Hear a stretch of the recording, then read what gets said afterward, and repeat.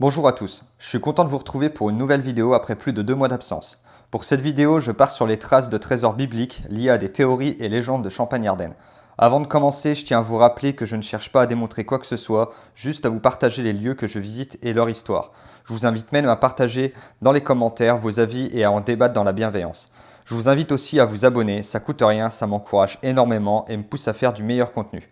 N'oubliez pas les pouces bleus, allez c'est parti, on part tout de suite pour le premier lieu, place au générique.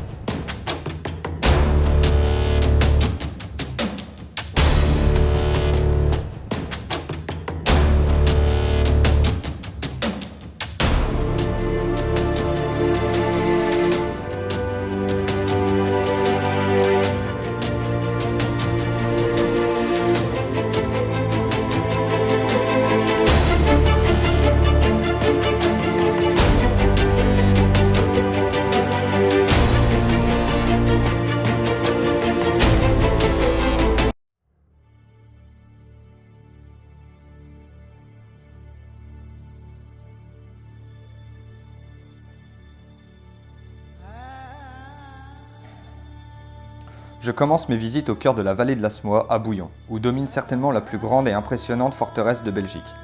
Fortifié entre 1080 et 1090 par le duc Godefroy de Bouillon, il est célèbre par son ancien duc qui se distingua lors des premières croisades en jouant un rôle héroïque dans la prise de Jérusalem et en refusant le titre de roi contre celui de plus humble, dévoué Saint-Sépulcre.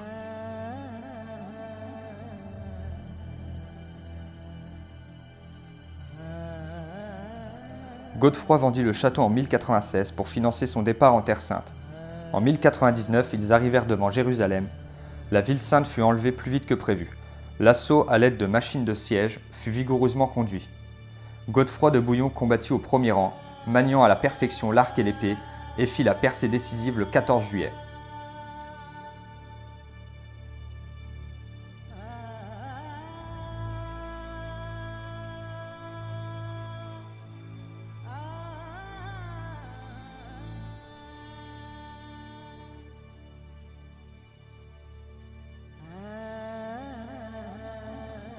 Massacre, sang, vengeance. Le tableau dépeint par les historiens de l'époque est horrible. Les fidèles compagnons de Godefroy pilla le temple et 2 jours après en partagea les trésors avec lui. Quel trésor a-t-il récupéré? Des trésors bibliques en faisaient-ils partie? Et certains trésors auraient-ils été ramenés dans ce château? Une chose est sûre, Godefroy tomba malade après avoir mangé une pomme de cèdre et meurt le 18 juillet 1100, un an après être entré dans la ville sainte.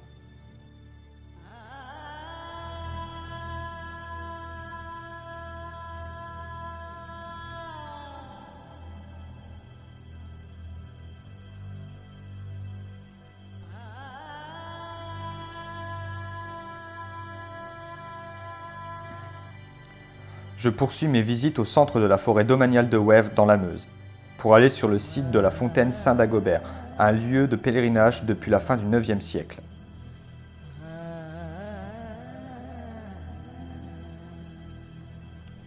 C'est près de cette source que fut assassiné le roi Dagobert II, le dernier roi mérovingien.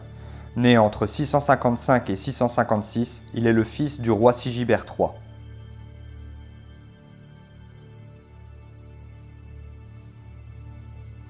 Dagobert II fut exilé dans un monastère irlandais à la mort de son père en 656 par le maire du palais d'Austrasie, Grimoald, qui convoitait le trône.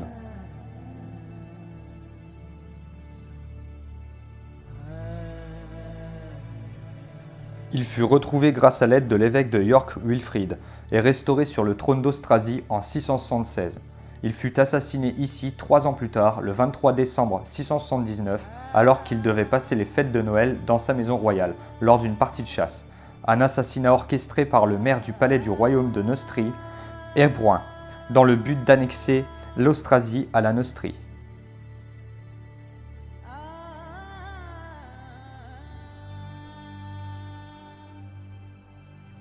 C'est ici que s'arrête l'histoire et où commence la légende. Après la mort de Dagobert II, son fils Sigebert IV, héritier du trône, disparut en même temps que son père, où selon la légende, il fut exilé dans les Razes, à Rennes-le-Château. bien connu aujourd'hui pour ses mystères liés au Saint Graal et au trésor de l'abbé Saunière.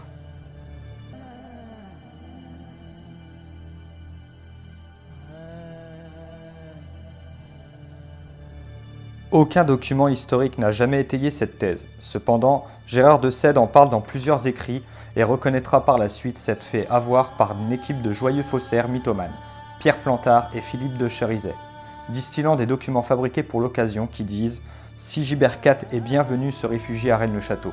Et on en a la preuve par la dalle des chevaliers, découvert par Saunière en son église, qui représenterait 2 chevaliers sur un cheval, transportant un enfant.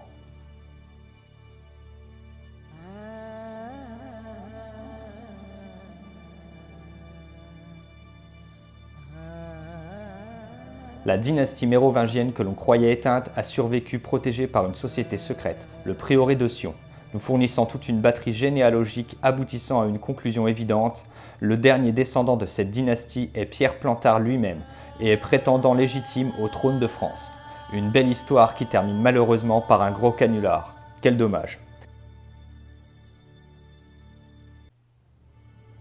Je termine mes recherches là où les légendes de ces trésors se sont perdues. Près de Troyes, au cœur du parc naturel régional de la Forêt d'Orient, qui porte son nom donné par les Templiers qui l'ont acheté en l'an 1255. Un territoire de 1200 hectares, le grand domaine forestier que l'ordre du Temple a possédé en Occident.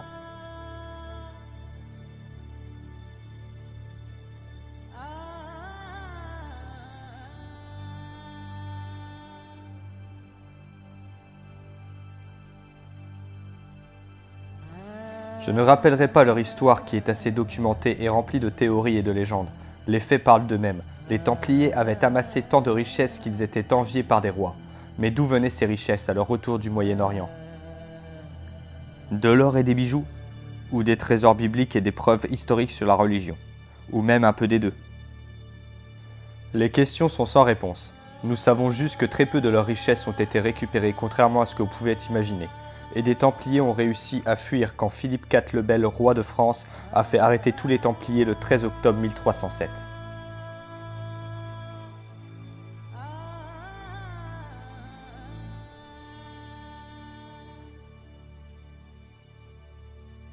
Quel trésor possédait-il? Quelles connaissances gardait-il? Certains étaient-ils cachés au cœur de cette forêt? Est-ce pour cela que son nom nous lie au Moyen-Orient? Je ne pense pas que tout n'est que pur hasard. Je me retire de cette forêt avec la déception de ne pas avoir pu découvrir de réelles ruines en témoin de cette époque, mais avec ce cadeau de la nature comme une petite récompense de mes efforts.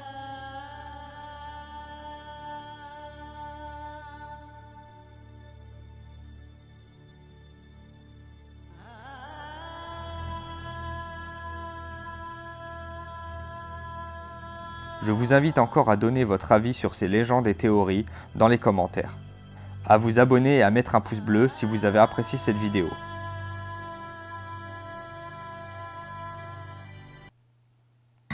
C'est ici que je vous laisse, c'était Arestos. On se retrouve pour d'autres histoires sur d'autres lieux.